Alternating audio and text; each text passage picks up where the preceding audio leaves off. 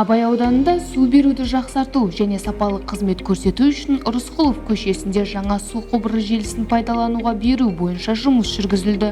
Оны төсеу жұмыстары 2021 жылы Рысқұлов көшесінде басталды.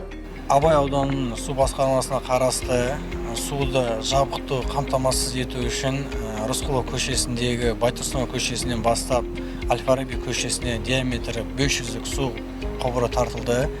Және қазіргі таңда 500 су құбыры жаймен іске қосылу жұмыстары жүргізіп жатыр. Яғни Абай ауданына су басқармасына қарасты жеке секторлық үйлерде су қысымы аз деген шағымдар азайды және ақауы жағдайларды орын жоқ, алынбады.